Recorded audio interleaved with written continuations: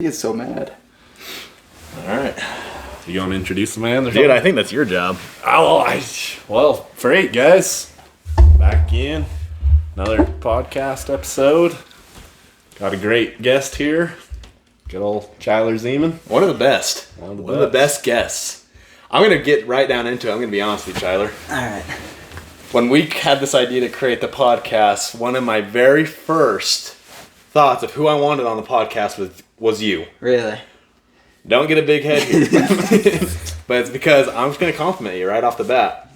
I think you're very talented. I think you're very funny. You got an awesome personality. And honestly, like the things you're doing with your life, I find very admirable. Well, I appreciate that. Thank you, Craig. With that being said, we're gonna exploit you on this podcast. All right. Just kidding. Use it against me. Okay. Yeah. Oh, why don't you introduce yourself a little bit for the pod? All right. Where are you from? Chyler Zeeman from Payson. Payson. I grew up with Creighton, friends with Creighton all through high school, junior high, when he moved here. I wrestled my whole life, basically. Dabbled in soccer. Sucked ass at it. So. You were a dabbler? I was a dabbler. You could say I dabbled. Moved out now. I mean, I do sales in the summer, work. That's about it. Just grinding, trying to make something out of my life. So. Hell freaking yeah, brother. Okay, so can I ask you a question? Yeah. What scares you? What scares you, Chyler? Jumping right in it. I want to know what scares the shit out of you. It was funny. I was actually talking to some girl like 2 weeks ago. And she's like, "What was your biggest fear? Like, what's your biggest fear?" And a lot of people have like rational fears, like snakes or spiders. Yeah. Yeah, mine. I'm not scared of much. I won't lie. That's good. I like it. I'm not a pussy when it comes to like temporal, like worldly stuff. Okay. But I'd say like what scares me the most is like my biggest fear probably being a bad dad. I mean, A bad dad? Okay. Yeah, if we're being personal about it. Bad dad, bad husband, a bad marriage probably. Really? Yeah, that's probably a big reason why I'm still single. Okay. It really, just scares me. Yeah, I want to make sure I don't make the wrong choice, and then I don't want to. Yeah, that's a big fear. Do you of mine feel for like sure. you put that more on you or the girl? Is that why you're still single? Me for sure? Really? I think. Yeah, probably I have such high expectations of myself. I definitely have a bit of a perfectionism problem, and so I expect so much of myself, and then when I fall short, I just say, well, fuck, I'm not good enough for a girl, and then it kind of just that bad negative loop. So why do you think you put so much of this pressure on yourself? It's a good question. Because in high school I didn't. You didn't in high school? No, not spiritually. Not spiritually. Not morally, or like with any drive or like any personal reasons. Like probably like sports. Yeah. I did expect a lot out of sports. Probably the mission, I'd probably say. So it seems like the mission, you felt a lot of pressure on the mission? Yeah, definitely a lot of pressure on the mission. I went on my mission, I had a girlfriend before. Right. Me and the girl, we maybe made a few wrong choices before the mish. Who doesn't? Who hasn't, man? I almost got sent home. I first month. And you were in the Philippines, right? Yeah, I was in the Philippines. First interview with my mission president, I almost got sent home. Didn't get sent home, thank goodness, because mission changed my life. But I think from then, that was like the first time like I really came to God. Had a big changing point on my mission. Before my mission, wasn't the best kid. Came to God on my mission, and so all I knew spiritually was from my mission on. And it's hard to compare yourself now to who you were on a mission, but it's even worse if that's where you started. Like if you start almost ahead of the game, like spiritually. Right, you're reading every day. You're keeping way good commandments. You're in an environment where it's hard to make a mistake. Right. When you come home, all of a sudden it's like taking a step down. If that makes sense. Dude, you're in a minefield when you get home. Like there's all these things, these mines, these traps you step on when you get home. I think it's something we all go through, right? Mm-hmm. And so how do you get through that? Now you're in this minefield, right? You're home. Yeah. You're working. You're trying to find a sugar mama, a hot baby. Little baby. And so what keeps you going? What gets you through that minefield? What keeps you from stepping on mines? Good question. I mean, I'm definitely not perfect, but I think getting up every day and just looking in the mirror. I write a note on the mirror every single day. It says, "You're not perfect. You make mistakes, but you're human and you're trying." And I think that both doesn't justify, my mistakes, but it also gives me a little bit of grace and like, hey, we all make mistakes, but I get up every day and say, hey, I'm going to give it another shot today. Right. I think that and doing things that test me. We were talking before we even hopped on this podcast, doing polar plunges, like water plunges. Right. Yeah. And the biggest reason why I started doing them, I started them just like literally 2 days ago, was I was sick and tired of letting my mind control my body's desires. Win my mind. My mind was always coming second. Right. Obviously, like my spirit and my mind like wanted to choose it right, but my body's like let's choose this. Let's choose that, right? And I was like, man, what can I do? And I listened to a lot of Joe Rogan, listened to a lot of podcasts, and read a lot of books. And it's like strengthen the mind. Right. I mean, what's harder than sitting in 33, 35 degree water and saying I'm not getting out. I'm not letting my body get out until my mind wins. Right. And so I think that's one thing that helps me as well, is doing hard things every day that push you, and not letting your body win. Not giving into the flesh. Right. Right. And I feel like too many people. I think this world does let the flesh win. Right. Mm-hmm. I feel like there's so many kids our age, people older than us, young, everyone has this problem where like, dude, it's so much easier just to sit on the couch and I'm going to scroll through TikTok, or I'm going to go home and I'm just going to lay down, right? Or I just worked all day, I just want to go home and sit down, or I just want to do whatever, right? Yeah. And I think the world really is lacking that mindset that you just shared, that you have, right? That you wanna have dominion over the flesh. You wanna have dominion over your body, right? And I think it even goes back to, when we were growing up, I know that there was a lot of participation trophies, and I think it really goes back to this rooted problem where when we were young, everybody won. Yeah. So now that generation is growing up, and you see the biggest difference between our generation and older and younger, because this generation is so entitled. We all think that we deserve to win and we deserve to have a trophy. And so our opinions, we all were like, our opinion's right, we have the trophy. Like, look. Right. When in reality, it's not right. Right. Or, like they think they're going to win no matter what if they sit on their phone and scroll through TikTok. And that's just not how the world works. Exactly. They are going to lose eventually. I know. Brother. I'll go off. You've heard me go off about this. I have a theory on this. So you've heard my 2001 theory. This is I like this. I like this theory. Tell me if this is wrong. Tell me if you agree with this or not. Wait, when were you born? You're older than us, right? I'm 2000. You're a little older than us. So September. That's why I'm better. September? July. Yeah. I don't know why I thought September. Okay, so I 100% agree with you. I feel like kids nowadays, like even like the younger they get, like the younger kids now, just that much worse. So much entitled, never worked before, just kind of no direction in life, just whatever. But I feel like it's like almost like a black and white line. Like I feel like our grade and older, so everyone born in 2001 and before, like of course there's still some bad kids our age, like it's getting worse.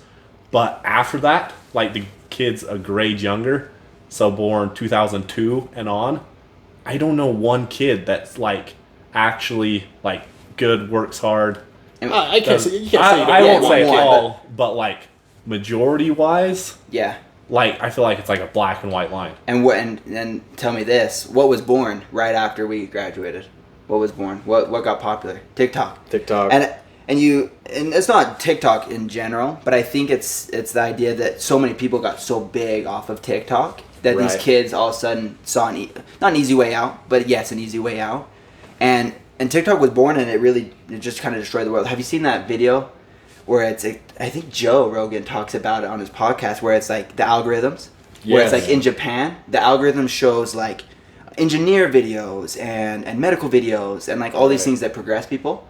But what do they show in America? A bunch of girls half naked, twerking, dude. And it's just filled with horrible things and things that distract. And what is that doing? Japan is going like this, and America's going like this, and you see it in our economy. I feel like it's almost a drug. Like, absolutely. I've even seen it myself, like the Instagram reels. Like I kind of, I'm better now, but I got hooked on those for a minute. You were addicted. No, I remember like one thing Cooper used to say. I'm going to cut you off just to say this. Okay, let's hear it. Sorry. Cooper would get in these moods, like these depressive states, and he's just like, I'm just going to go watch reels because it numbs my mind and I can't feel anything. Yeah. I tell you, it's a drug. It is straight up a drug. Absolutely. So he would shoot himself up with these reels and go numb, like mentally. Yeah, but imagine like these kids, like from the time you're born, you grow up with this stuff. Just kind of numbs your mind. Right. And that's all you do all day. I think just scroll through and watch those. I think in 10 to 15 years, Chyler, I think we're already seeing such a mental illness is real, obviously. Absolutely. 100% real. And I think it's going to get even realer in 10 to 15 years because all these kids are having these, like, getting so used to getting these dopamine hits from TikTok, right? Or going to freaking whatever porn website, watching whatever they want instantly, instant dopamine hit, right? They're going to wear out their dopamine receptors, and like 10 to 15 years, you think our depression is bad in this country or in this world right now? Dude, you just wait. I'm calling it right now. Yeah. 10 to 15 years, dude, the suicide rates are going to be off the charts. If you thought they're off the charts now, I really think just wait. Absolutely. Oh, absolutely. I agree 100%. I think, yeah, it's separation. It's just, it talks about it in the scriptures. It's just going to separate, you know, and right. It's important to do your best. And I mean, I talk about it a lot, but I think that it's not okay to demand perfection, but it's okay to demand perfect effort. You know what I mean? Oh yeah, I like that. And I mean, I'll talk all day. I mean, I obviously have problems. I mean, I'm struggling just like the next guy, but right. I think that as long as I'm giving a perfect effort, right, you know, things are going to work out. And maybe right now I'm going on a downward slope, but you know, at least I'm trying my best to keep it going. Right. I think that's right. Yeah. That's right. That's right. Oh, that's how I feel like too. But Yeah. I feel like so many of these kids like are just so.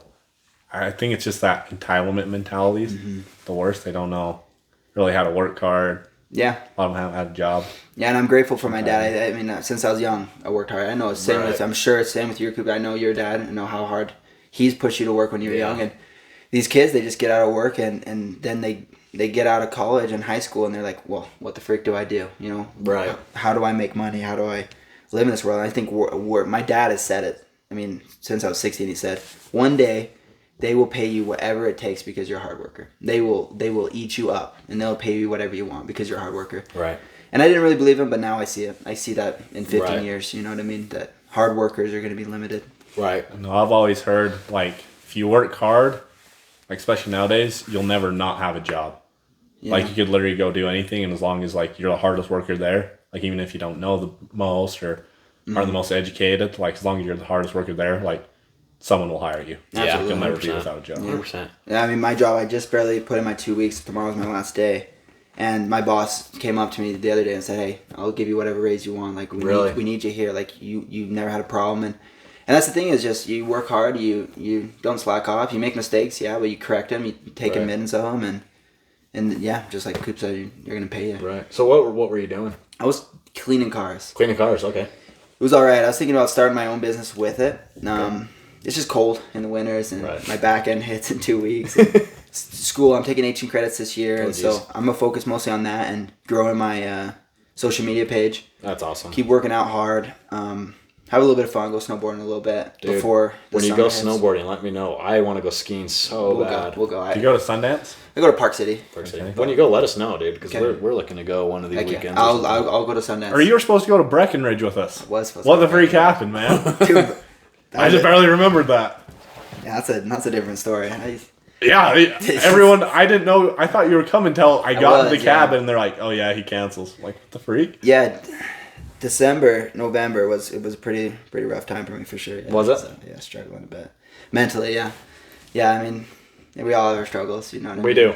Dude, I have my struggles. Dude, the list would go on if I started talking about my struggles. Yeah. Holy shit. Yeah, I think it was hard coming home from a Mish because, like I said, I was on such a spiritual high, and then I think for 2 or 3 months coming home, I was like, man, life is hard. Like, where is the miracles? Like, man, I used to have like some of the craziest conversations with God, and like he would seriously answer my prayers within the second, and like, I felt so close to him. And then within weeks, I was like, man, what's wrong with me? Like, am I doing something wrong? And because of that mindset, I started like it's the old adage, it's like what you fear is what you become. Okay. And I truly believe it, because I was like fearing. I'm like, man, I must be doing something wrong. Like, I must be growing farther from God. Yeah. And just things got busy. I stopped reading as much. I still pray pretty decently, but they're not as meaningful. And like you just see it, you know. And I think that's what happened. Last December hit me really hard. Got in my motorcycle accident. Right. Couldn't go to the gym, which was a big outlet for me mentally, and and had some serious depression problems. Then I had them before my mission. Whole mission, I didn't have one problem. Came home last year in December. I got on some medication. Really fucked me up even worse. Yeah. And then I got off it last July, and then, November hit again and wrecked me again, and canceled Breckenridge, and struggling a bit, have no friends. I mean, things, it's just life, though. I mean, I think as you progress and you work harder, you weed out a lot of people in your life. Yeah, 100%. And I see that in my life right now. I see, like, a lot of my old friends where, like, we don't have the same goals anymore and the same drive, and it's the old adage of, like, show me your friends, show me your future. You know what I mean? And I think that, like, I lost a lot of friends. I haven't hung out with anyone for a while, but that's just life. You know? That is life. You just lose your friends, but that's. I mean, we've seen it. I mean, almost all or a lot of our friends. Yeah. Like, I don't know. We don't hang out with a lot. Just kind of. I guess you're married, so you got Bracken to hang out with. But I got a friend every day. Yeah, you got a friend every day. It's a weird age because everyone was partying. You know. Right. Like, that's what everyone wants to do is party and fuck around, and that's not what I want to do. You know. Right. I want to make some money and get my life going. You know. Yeah, 100%. Well, let's talk about that. Like, what are your goals? Where do you want to be? Where do you want to go? I wanted to hear, like, I guess just like throwing in that, like, mentioned the gym earlier. Yeah. Like, we're both. You can't talk about Chyler Zeeman without talking. That's what I'm saying. So like, I want to start with goals or gym. The gym goals. Well, the goals. Gym goals and life goals with that. Life goals. Yeah, we start with life goals and then gym goals. I think life goals, I mean, last year I put it down on a sticky note. I'm doing a little better writing them this year, but girlfriend, Yeah, I want to, I mean, it was last year's goal too, but it's this year's as well. And it's all the Lord's timing. And I mean, like, you put pressure on it, it's never going to happen. So, like, past 2 months, I haven't been on a date in 2 months. Yeah. But, I mean, fuck it. And she'll come around when it comes around. That's right. You know? I believe in that 100%. 100%. And I think I think I have such high expectation because it's going to be the woman I spend the rest of my life with. And so, like, and I don't think I'm at the level yet of the girl I want. The girl level is up here of a woman I want. And I think I'm down here working up to it. And I think you just got to build, I think, what's his name? The top G.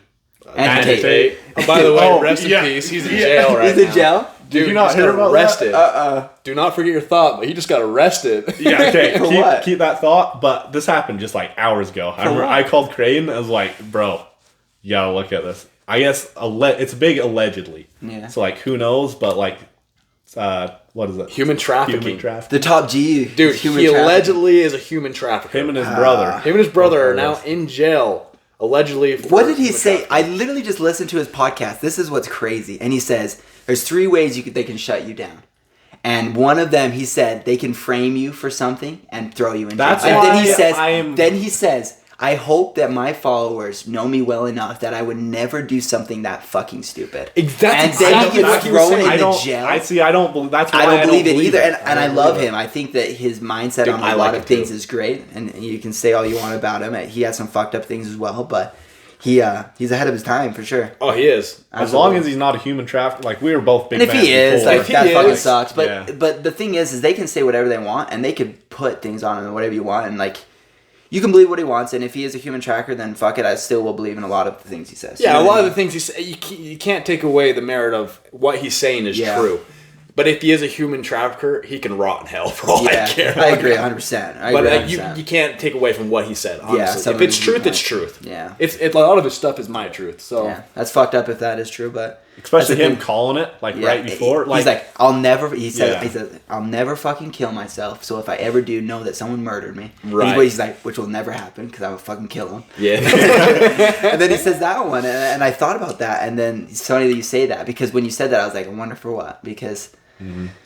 I don't know. Everyone hates him. I can't even remember what I was talking about. And I read like 10 articles today because I'm like, there's no way. Like, this isn't real. And like all of them, like, I haven't seen any with like solid evidence either. Yeah. Like, it's all super. It's fucked up. So. Yeah, it's fucked up if it's true, but yeah. Yeah. I don't know. Anyway, you're talking about your goals, your gym goals, where you want to be. You talked about your girlfriend. You want a girlfriend. Life goals. Yeah, I mean, I'm going out to sell again this summer. My goal is to 200 grand in rev. And so that'd be about 100 grand, and then buy a house. So like 100 grand in your pocket. Yeah. So $200 in revenue equals $100 in your pocket. For me, and then I have a few guys. I just signed another guy today, and I have 6 guys. And if each of them do 100 grand, I'll make 10 grand off each of them. Gotcha. So I'm hoping I want to come home with at least 100 to 140 grand. Cool. That's the goal. I mean, it's gonna be a grind, but I want to buy a house. I'm getting paid in a couple weeks, and it'll probably be enough to buy a house, but. That's my goal. Get into real estate, buy a couple assets, not liabilities. I want to pay off my Jeep.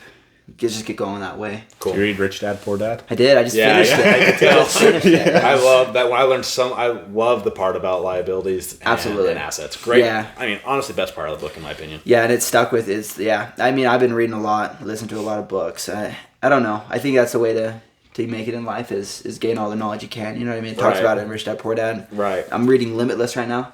Okay. But Jim, I can't remember his last name. Super good as well. It's same principles. And I just finished As a Man Thinketh this morning. I listened to it twice. Never read it. It's only 2 hours. It's an hour and 40 minutes. Listen to it. And it's straight scriptural. And it's all about your thoughts. And that's awesome. For me, I needed it because I have a lot of negative self-talk when I fuck up or anything in life. Like if I go to the gym and I crash for my pre and like no girls like talk to me, or like I see these girls that like are like so like beautiful and like, you know, and like I wish I had them. Yeah. And then I'm like fuck, like I couldn't even talk to them, and I beat myself up. I'm just horrible at it. And that is one thing it seems like as long as I've known you, I've known you since 9th grade. So what is that? 6 years? I've known you 6 years probably. Longer, yeah. Or even longer, really. Yeah. It seems like you are incredibly hard on yourself, no matter what it is, and I think it's because you expect too much out of yourself sometimes. I agree. I think sometimes it's hard for you to see how good you're actually doing. Yeah, the whole world can watch this now, I guess. But I definitely just got into therapy, man, 4 weeks ago. Probably one of the best decisions of my life. But really? Definitely is a problem of mine. Super bad negative self-image. Like you talk about the gym, like I look in the mirror and like people are like, oh, like body dysmorphia. I seriously like see nothing, and like. Oh, I beat myself all the time. Like, if I make mistakes, I am so hard on and sometimes I hear myself, like, saying the things, like, out loud to myself, like, calling myself, like, a fucking idiot or whatever. Yeah. I definitely feel that. I'm going to drop some wisdom here, and it's not my wisdom. One of the person I look up to most in this whole entire, I won't even say world, I'll say universe, is one of my mission companions. His name's Tiago Diaz. You met Tiago. He's actually coming on the podcast tomorrow. That's good. He's from Portugal, but he just moved to Utah on the 26th of December. Okay. And he didn't tell me this, but he told one of his old companions this, who told me this. And it's something it's stuck in my head, and I think about this a lot. And I don't think I've never told you this, and I've never told Bracken this, because it just came to my head that you say that. That you said you kind of talk bad, you find yourself like calling yourself an idiot, kind of talking down to yourself, right? Well, if we believe, like I believe my Bracken, I'm sealed to her, dude. I'm with her for eternity, right? So I believe we're one, or at least should be, or that's the goal, right? To be one. So if we're one, right, and I'm calling myself an idiot, I'm calling her an idiot, right? So, and that goes to the old adage of Jesus saying, you love your neighbor as you love yourself, right? I mean, you got to love yourself to love your neighbor. And you got to love yourself to love your wife, your future wife, whatever it may be, right? So if I'm calling myself an idiot, if I'm saying, you bastard son of a bitch in the mirror, like, think about it. I'm, in a way, if my wife is me, if we're one, I'm in a way saying that to her, right? So I think it's a good thing, and Elder Diaz told me this. I mean, I heard him saying this. He's so wise, dude. Yeah. He's so freaking wise. But, like, so I try not to call myself bad things. I call myself a fat ass a lot. Obviously, my wife's not a fat ass. But it's true. I think it's a good thing to practice talking good to yourself. One, because you will become one with someone one day, right?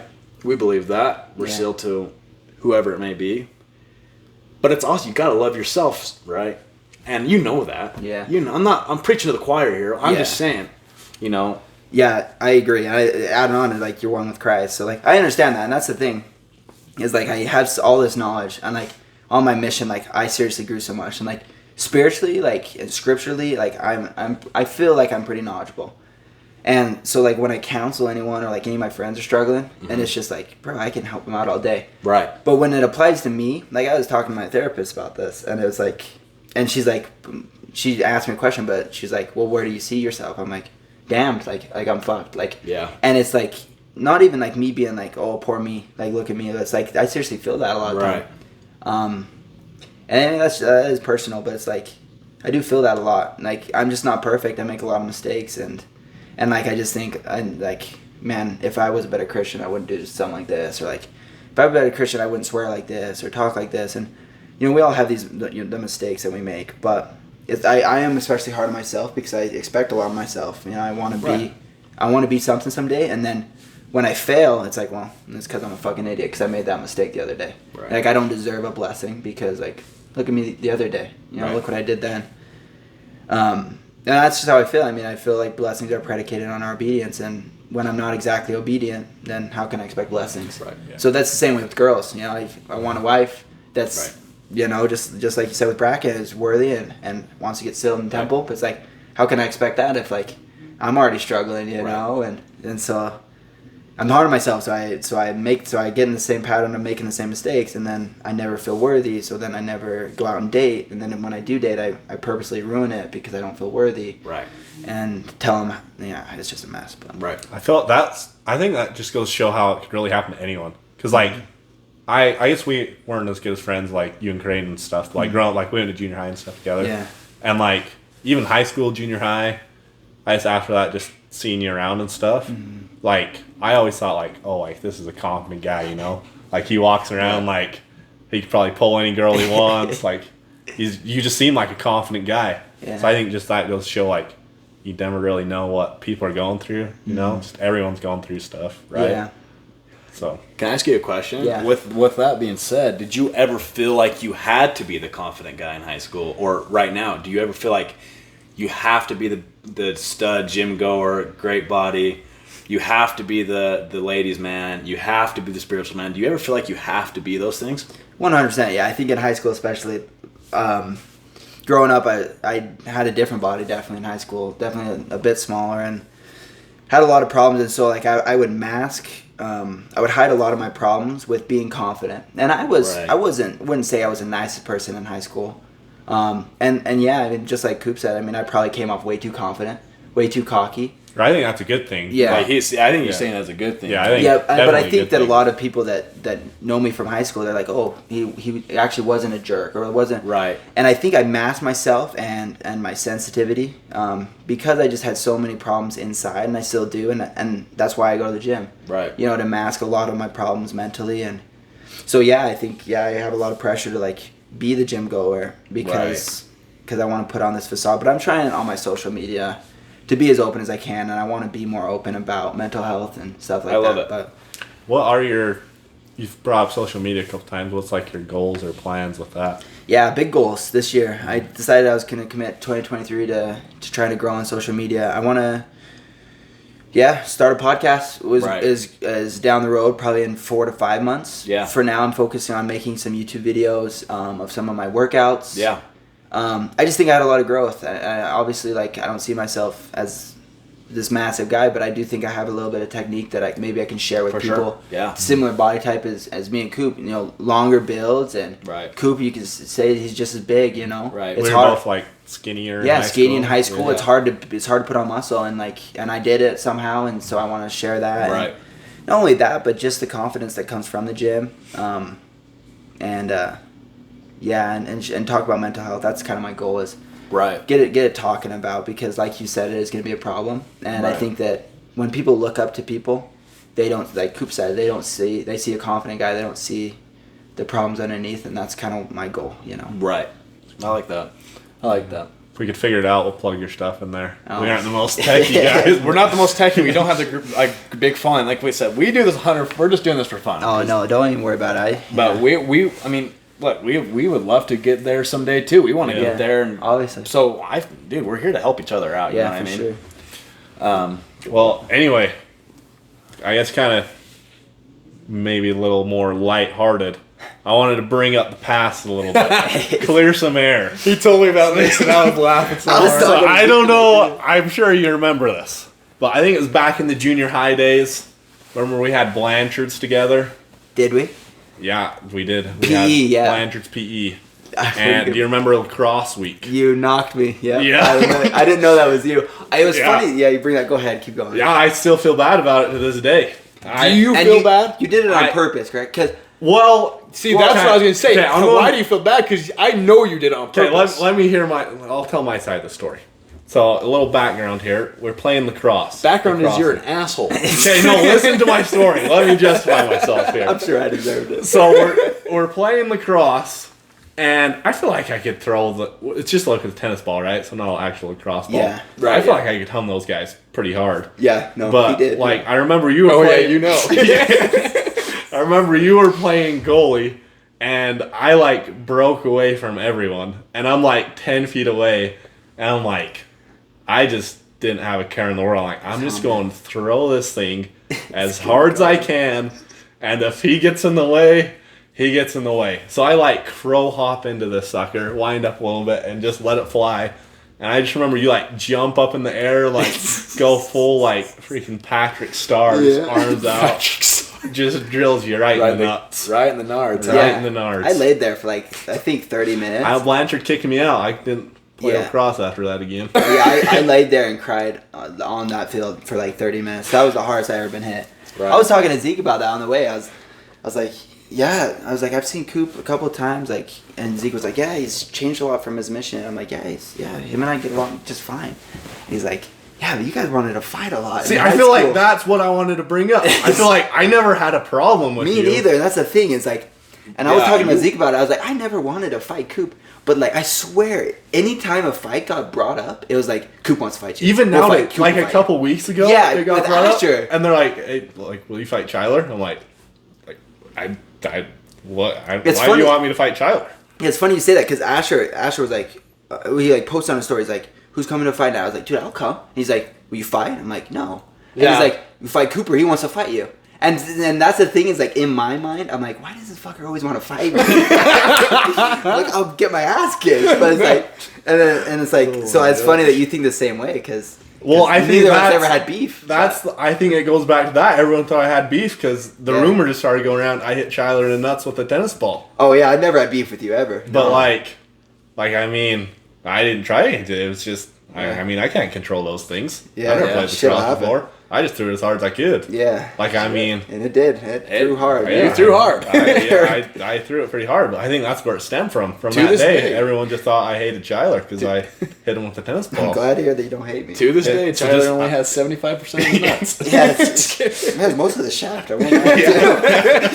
I lost 3 inches. Yeah, even then, I don't even think I had even hit puberty. I shit you not. In 9th grade? No. Right, yeah.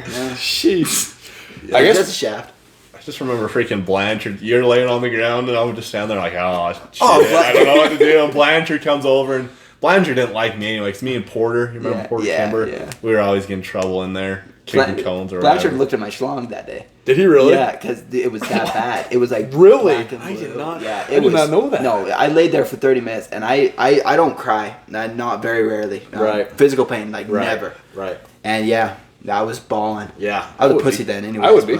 Did he not full. I pull like a half down. Did he tell you he wants to see it though? I want to know No, it was bad, and he was like, how bad is it? And he asked me to look at it, and I don't know, I can't see it, and then so you consented to let him see it? Yeah. Okay, fair enough. Don't want to get him fucked over. Yeah.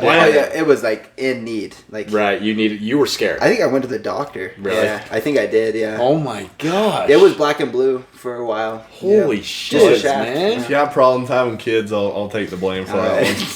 He'll pay for the adoption fees. I'll pay for the I wouldn't mind that. Help you adopt. I feel like, I guess while we're on that topic, I feel like you in high school, we were always really good friends, and then we weren't. Really good friends, then we weren't. Yeah. And I was like that with a few of my friends, but why? From my end, I don't know why I was like that. I'll be dead honest. Yeah. I don't know if I'm not self-aware enough to know, but what do you think? Why do you think we were like that? Because we had such a rocky friendship for no reason. Yeah. Yeah. If we want me to be honest, it was definitely rocky. I think it was hard because we were in such a group. And then there was always me and Tanner. And then it was the Fantastic Four, and then me and Tanner. And I remember one time at the Skyhawk Showdown. I don't know why this is such a traumatic memory for me. Skyhawk Showdown. Who gives a fuck anymore? But it was or maybe it was after a football game. And I was like, let's go, I'll get a picture. And then either you or Tom. I think it was you though. I don't want to throw it. No, dude, please. I could throw one under the bus. Yeah, it was like will you get a picture of the Fantastic Four? And I took the picture. Okay. And I felt like it was on purpose. And then since that time, I literally left that, and I didn't get a picture with you guys. And you guys used it as your Christmas card, I think. That same picture. I know exactly what picture you're talking about. And I said fuck them. And it was never like Jace or Z. But I just always felt like so excluded. Yeah. And that was where a lot of like my depression started. Not that it's your fault at all, but it's like I always felt so secluded. And then I'm very grateful because I found Preston and Swaga and found some new friends, and I felt included. But yeah, I mean senior year after that it was fine. I think it was mostly junior year. Right. I 100%. I think my biggest wake up call from all that shit was my sister. She said that I was the biggest dick in high school, and I was like, I never felt that way, but I guess looking back on it, I really can see it. Yeah. And I really didn't consider a lot of people's feelings. Yeah. And I really hope that's changed now. I really do try my best, but dude, I'm sorry. Dude, I just want to say sorry right now. It's all right. I feel bad for Tanner. That's worse, Right. It's hard. It's hard in high school to make friends, and then it's hard to feel excluded. And like you just everybody's different, and so it's like hard when like your flaws are like pointed out, and right. But that's just high school. I mean, I did that all the fucking time. I was a bully in high school too. There's people like Coop. People think that like you hate him, and like I probably talked shit on Coop when things were getting down, and like Billy Schwanke, like he was a dick to me. Like remember that tweet? I do. Yeah. He was a dick to you. And like for no reason, like I just always came across as a dick, and then like years later, we apologized to each other. And I will say this 100% from the heart. As rocky as our relationship was, I never discredited how genuine and you just have a heart of gold. Like you really do. I always thought that no matter like how I felt about you, I truly didn't know yet. You always had a heart of gold. I really think a lot of my problems. Man, I want to be careful what I say here. I think I know where you're going. A lot of my problems stemmed from like stupid high school relationships. Yeah. Honestly, I've never ever felt so low in my life, not due to any relationship specifically, but just a lot of the way I handled relationships, okay? Yeah. And I think I let that affect a lot of my friends. And so I think the end of my junior year, end of my senior year, I pretty much said fuck, F-A-W-K, fuck all these cliques, fuck relationships, kind of. And I just started hanging out with Cooper. And I even the Fantastic Four, it broke up after the senior year. And I felt like it was just me and you. And Easto. So I feel like that's when I found different friends, and I felt like I really just kind of got out of the high school mode. And you don't got to be that person that you were in that group. You can be you again. And I see that. That's how I felt. High school relationships are crazy, yeah. Like I haven't even dated anyone since my high school relationship. I haven't seriously dated anyone since her, and they fuck you up for sure. Fuck you up, yeah. Yeah, I just like fuck. We always say fuck. It's fun to say. It's like the Conor McGregor. Whenever he's Conor McGregor. Fuck! I'll bounce your head off the canvas. Because when he says the F word, it's like fuck. I'll fucking kill you. So we always just say that. Bounce your head off the fucking canvas. But yeah, honestly, they do fuck you up. Yeah. I without calling anyone out, because it's no one's fault. No. In particular, it's really not. No.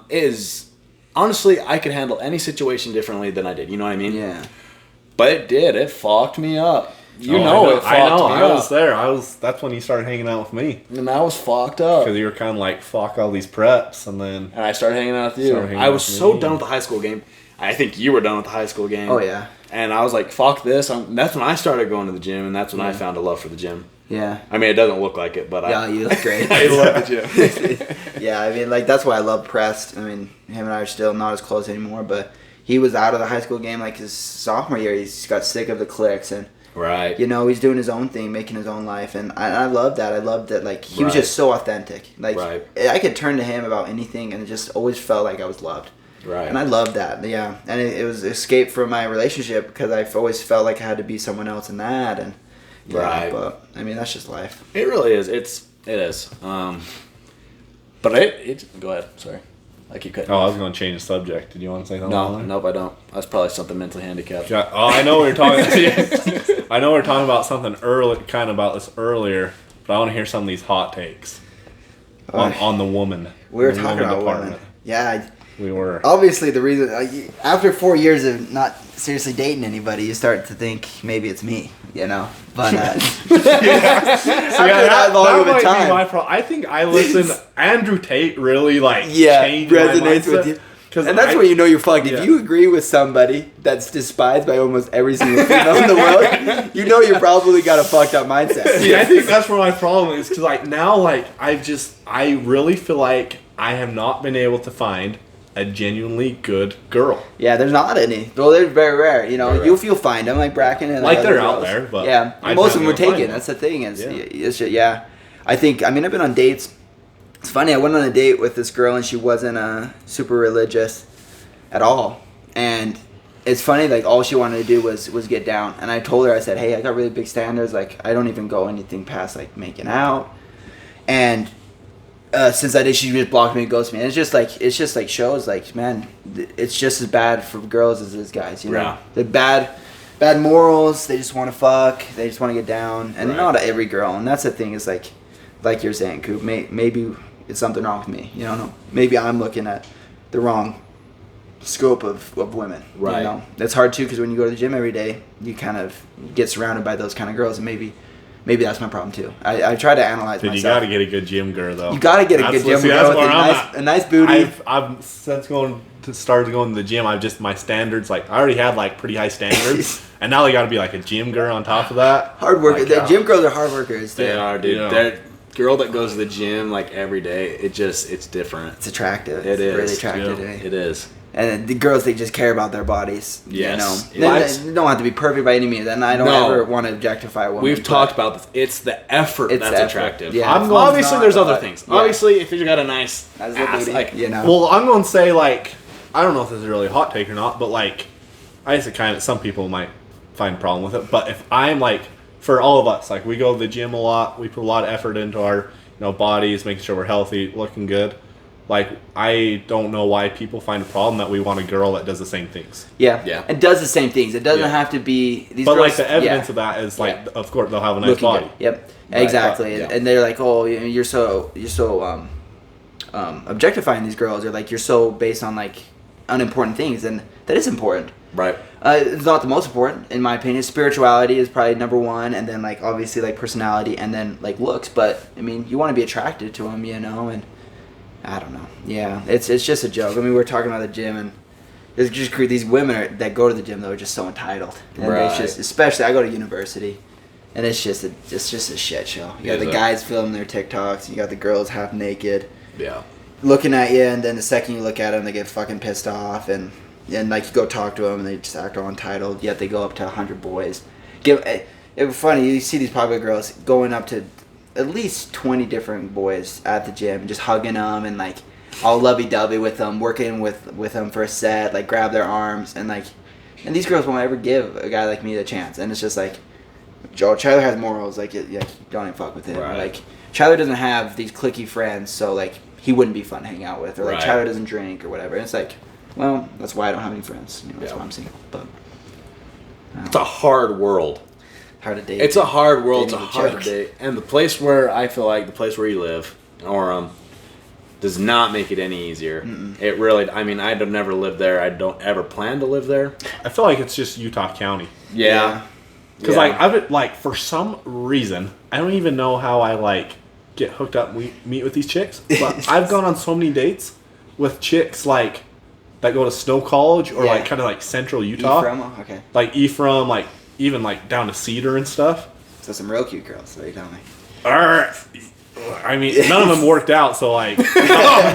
Like worked out, or like didn't like work out. Well, not like workout gym, but like worked out like with me. No, like work out with me. Gotcha, yeah. But like they'll at least give you a chance, you know. Yeah. And I kind of have a theory on that too. Like I feel like these like Utah County girls, like especially like the Provo girls, like they're so kind of like stuck up. I don't want to like generalize all of them, but like a lot of them are so like stuck up and kind of cliquey and like just so fake. Yeah. And they kind of look for those kind of like douchier guys and stuff. Let me tell you my hot take on this. Okay. You find these girls. Let's talk about a girl. Let's say she goes to the gym. She got an amazing body. She's super, super attractive. Okay. This is my hot take. okay, say I got a chance to take her on a date. All right. Date was great. I mean, obviously I had to drop a pretty dime on her. Like, yeah, it had to be this super nice date. Okay, say like one little problem comes up. Like maybe I'm not perfect at this or something like that. Something that's insecure, like a little thing, and she's like, big red flag. And all she's got to do to find another 10 out of 10 guy is get on Bumble or Tinder or TikTok, swipe literally 2 or 3 times, go check her DMs, and she's got another guy just next in line. Oh, yeah. Just next in line. And it's like, at what point do you have self-respect that you're like, I'm not going to be fucking second choice. Like, I have more self-respect myself than that. And it's like these women, they just have so many opportunities because of social media that they like, oh, this guy might be more perfect. And so they're always just swifting through. But I feel like they always end up with like the douchiest guys. The douchiest and the ugliest guys. And this is my hot take on this, is because it's just secure for him. That guy will never leave that girl. Why doesn't it happen to me though? That's what I'm saying. That's my problem too. I'm good. You're too good looking though. No. They go for ugly. No, you both are good looking fellas. I'll say. But that's the thing. And maybe they're not confident enough, and maybe they're just like a little puppy dog to them. And that girl is secure, and she's her whole life. She's always never gonna have to worry about him leaving her. And the whole time he's thinking, man, I'm so lucky. Yeah, I'm so lucky to have this girl. And maybe they got a good personality, and of the guys that I know, they don't. But it's just, it's just a joke. And like, girls don't like these confident guys. And Bracken's probably in there laughing, but I just think that it's just funny. Like, confidence and masculinity is not attractive anymore, and I just disagree with that. I won't give up my masculinity. No, never. That's no. Heck no, dude. I think we were just born in the wrong time. Yeah, like I tell Crane all the time, like if we were born like 50, 60 years ago, I think I'd be pulling right now. Yeah, absolutely. Oh yeah. It's funny too, because all these feminists. I watched this funny thing the other day. It's like, second that World War III breaks out, all these feminists, where are they going to be? They're going to be here. But not all of them. That's disrespectful. But a majority of them are going to be like, hey, men, go fight the war. Right. You'll have those badass women that fight as well, but it's like, men, go fight the war. I'll stay home. You know, I'll take care of the kids. And that's just duties. I mean, we talk about going back to Adam and Eve, duties. You know, men's protect, women's provide. And, you know, not provide, but... No, I know what you mean. You know what I mean? Yeah, I know what you mean. And yeah, I just think it's a joke because these feminists, they want to step up, and good for them. They can fucking step up if they want. Right. But it's just like, in the end of the day, who's building the skyscrapers? Who's fighting the wars? It's men. It's true. I know. I saw a video on that the other day, and it was saying the same thing. It's like, they were just saying, like, us in America, we have it like, it goes back to the entitlement mentality. Like, everyone just has it way too easy. Like, shiz hits the fan, like, we go to war, like, economy crashes, just whatever, like, stuff starts going sideways, then that's when everyone falls back into their roles. Where's our masculine men? And they're gone. Yeah. And that's the thing, is they're just weeding them out, and masculinity is so toxic. It's like, oh, he's a toxic man. It's like, who's going to protect you? Like, right now we just have it so easy. Right. Like, we don't have to have someone go out and kill a deer for us to bring us food so we don't starve to death. We just go to the grocery store. The second something itty bitty like a pandemic goes on, just a little bit worse, and dude, all the feminine men that don't know how to provide are just fucked, you know? Right. And those women, where are they going to? The masculine men. Right. You know? It's true. That's what you were saying before too. They're just like, they want, like the government and stuff, they want feminine men. Absolutely, so they can control. Yeah. And that's the thing, you go back to that, it's like they really do just want to control us. They really do. Well, you look at every single rebellion ever executed or realized has been by masculine men ages 17 to 30. Yeah. So they want to take away our age group's masculinity, throw it in the trash, make you feel weak. It's okay to be sensitive, weak, and whatever. Mm-hmm. So you cannot do something about the state of the world. Yeah. They don't want you to do anything. They want the control. They don't want you to have... I mean, it literally comes down... They don't want you to be physically strong. They don't want you to be mentally strong. Yeah. They want you to think it's okay. And it is okay to be like... feminine. And it is, like, I guess. It is, yeah. Whatever, it is. It's okay to be sensitive. Mm-hmm. It's okay to be aware of your feelings. Like, I'd say, I think I know what you're saying. Like, it's okay for, like, if a guy's genuinely, like, feminine, like, 100% okay, don't have a problem with that. But it's when they're preaching feminism. Yeah. Like, preaching guys to be more feminism. Yeah, I can agree with the problem is. Like, it's like, okay, what's not okay is for me being a man, a masculine, for me to be talked down to because I'm masculine, that's what I don't want. That's what I agree. And preach your own, teach your own. I have friends that are gay, and that's the thing, is your own life is your own life. I would never tell him or her that, what they're doing is wrong. Right. I'm just going to do what I feel is right. And I'm not going to be told that me being masculine is not good anymore. Right. And I will not let a woman tell me that me being masculine is bad. I will not marry that woman, and that is my choice. And a woman that wants me to be feminine, it's just not going to happen. I'll be open with my feelings, but I'm not going to be feminine. Right. And I think it goes back to you look at hydrogen cars or hydrogen energy or anything like that. You want to know why nothing of that's booming, even though they have cleaner energy? It's because the top men are controlling the pipelines, oil, all that. They're like, hey, no, let's shut that down, and that's why the government doesn't let stuff like that fly. Right. You know what I mean? It's because it's all governed by people trying to control us and keep us from progressing and building a better life. That's why. Yeah. 10 years, we'll see Christ come. Oh, I hope so. I'm gonna give that man 2023 the biggest hug. How long have we been going? Let's see here. What time did we start? It's 9:32. No, we haven't even been going an hour. I don't think. Is there anything we need to talk about? I don't know. Anything you want to talk about? I'm having a blast. I love this. I know. Talking about passions. One thing I'm becoming very passionate. I get excited about is this. Yeah. There's no other setting in the world where you can literally be exclusively vulnerable with a friend or a colleague or just a guest, and you're literally you're almost not forced to, but you feel like you're able to. You know what I mean? You're put on the stage, and I love this. And I think it's so fun. I think it's so fun. I have a question for you. Okay. Let's do 10 years down the road.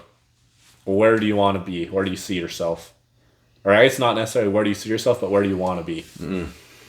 Good question. What is that? 32? 2032. You'll be 30 or 32? Yeah, you'll be 32 years old. 33. Man, I sure hope as hell that I'm still on the right path. Yeah. I think that's the number one thing. So what's the right path though? Definitely spiritually, keeping up with the church's standards. It's hard. There's a lot of doubt, and I have doubt all the time. I had a huge doubt come up the other day that I just haven't been able to overcome yet. But at the end of the day, it's doubt your doubts before you doubt your faith. You know what I mean? And I've had the spiritual experiences to where it doesn't shake me. But it's a question I won't even bring it up because I don't want to bring doubt into the conversation. But it's just questions that I have all the time. So I hope I'm there spiritually. I hope hopefully I'm married by then. Right. And I'm financially free. 32. I hope I have a couple houses, and I hope I'm chasing a passion. I think if I could have one goal is I hope I'm happy. Right. I hope I overcome my depression. I hope that I don't wake up every day, dreading for the day, Right. I won't lie. I go to bed every night just hoping that maybe we won't get up the next day, and I wake up, I'm like, fuck, here we go again. But but I hope in 10 years I go to bed and I'm like, that was a good day, and I wake up, I'm like, oh, I'm happy to be alive again. Yes. I hope I get back to that. Yeah. Back to how I was when I was 17 and 18, just genuinely happy. And I think it does start with my negative self-talk. I gotta stop talking bad about myself. But yeah, being happy, probably 10 years. I'd trade anything to be happy, probably. Yeah. All my riches. And I think happiness, probably, honestly, the answer that I'd give is I hope that I'm doing something that's helping people. That's my answer. Mm-hmm. I hope I'm doing something that is impacting people's lives and making it better, because I think that's my calling. Yeah. I love helping people, and I love turning outward and not doing stuff for myself, and hope in 10 years I'm doing that. So that's awesome. A book that I think you should read. I have a book suggestion. Yes, I love it. I've never actually read it. My Bracken has read it, and she's told me about it, and it's on my dock. I want to read it, but it's called, maybe you've ever heard of it. It's The Monk Who Sold His Ferrari. Mm-mm. I'm gonna write it down. Right now. It's but Bracken told me it's a really cool book, kind of about perspectives and priorities. And I haven't read it. I really need to read it. If Bracken's here, I was going to tell you about it. But yeah, give that a read. I really, it's all about perspective. It really is. Yeah, and I don't think I care so much about money. I think a lot of people are like, man, and I think money does bring happiness. Financial freedom is definitely brings happiness. But I think that at the end of the day, if I can go to bed and realize that's why I love my mission, I can look back on my mission and I can seriously say that before my mission, I had depression. After my mission, severe problems with anxiety and depression. And that entire 2 years, I can seriously look back and see that I didn't have a single problem. Oh, trials all the time. Oh, doubts all the time. Sadness, guilt for my mistakes, and none of that brought depression. None of that ever weighed on me like, man, I'm a fuck up. And I think it's because I woke up every day and I said, I have a fucking purpose. You know, I'm gonna go try to help someone grow closer to Christ. And I went to bed every day exhausted, but because I was exactly obedient that day, I said, fuck, man, I probably gave it my all. Even when it was the shitty days and I didn't talk to one person, you know, I felt good. And yeah, since coming home, I haven't felt that way. And I want to find that again, you know, find that purpose again for my next stage of life. But for sure, dude. I feel like you're talking about social media and like gym and stuff. I mean, that's kind of what we're trying to do in a sense, you know, with this and a couple other things that, you know, we're trying to do down the road or something, but just like really just making a difference, you know, just helping people out. And I feel like that's, you know, what I guess we all did on the mission too. Yeah. Just it doesn't have to be making a lot, difference in people's lives. Yeah, not a lot. I just don't want, it doesn't have to be a lot of people. Just, you know, hopefully I can die and just say, someone can say, man, I'm grateful for you. Yeah. You know, and that's the goal. And I think I get a lot of shit. I mean, I just started my social media stuff like 2 weeks ago.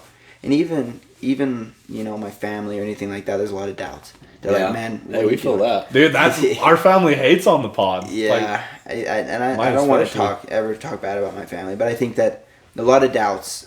If the gym is a good thing, and a lot of doubts from like brother and sister, and it's just like, man, I hope that I can show them, you know, that I can make a difference. Yeah. A lot of doubt from girls. I get girls messaging me all the time saying, man, yeah, you're thirst trapped in these girls. Like, why would you post pictures of your body like that?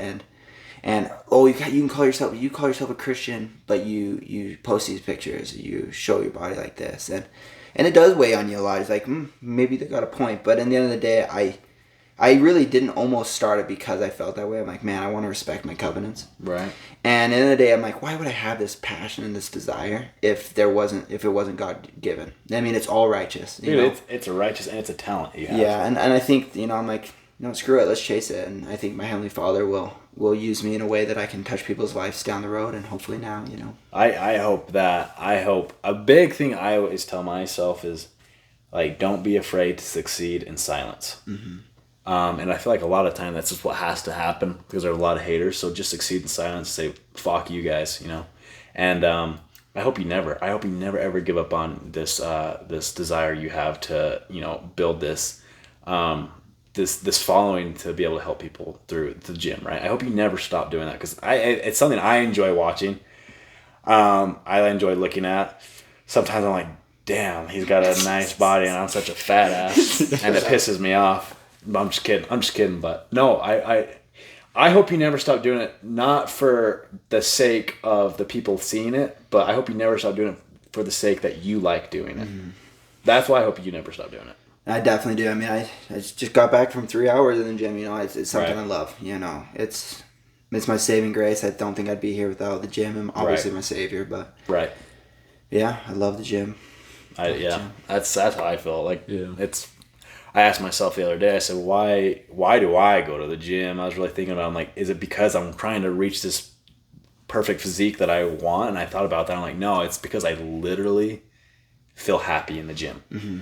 It's a place where I can, in 10 to 30 second increments when I'm doing a set, I can literally focus on nothing except that specific muscle group. Yeah. There's literally no other care that will fit into my brain during that 10 to 30 seconds I'm doing a set, right? Mm-hmm. Nothing. Because it's literally just so extenuating that I can, and that's why I like it. It really brings me happiness. It brings me focus.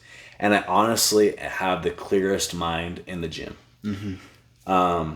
That's why a lot of time I feel bad for people that are like going to the gym to pick up girls or to date, because like I go to the gym and I just feel mentally cleansed after the gym. And they don't last. Those people never last. Right. And the people that go to look better, they never last. And I go the same way. It's just a time where I can clear my mind and release a lot of tension, and mental problems, and obviously it can have its negative sides because I do hate my body at a lot of occasions. You do all these editing with your phone and editing these pictures, and you're like, man, I don't look like that actually. And that's just part of me making sure I need to be real, with, me pumped up, me not pumped up, and just, share pictures like, hey, this is me when I literally wake up in the morning. I'm a fat ass too. I don't look as good as these pictures when I just, put myself through a 3-hour workout and been eating the correct foods to look this good all day, and so, yeah, I mean, just setting right expectations and doing things for the right reasons, not for girls, but for gains, baby. Amen, brother. Amen. I don't have anything else to say. I loved this podcast. I genuinely loved this podcast. Do you have anything else you want to add or? No, I can think of. I think we covered quite a bit.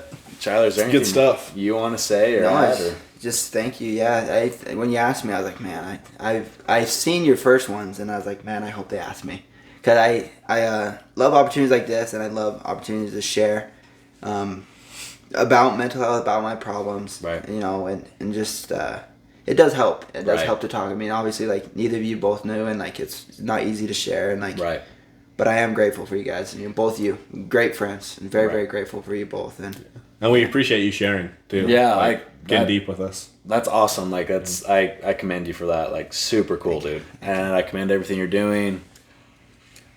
I can be a dick, but I never stopped loving you, and I never stopped having that. I guess the knowledge of you literally do have a heart of gold. Thank you. Great.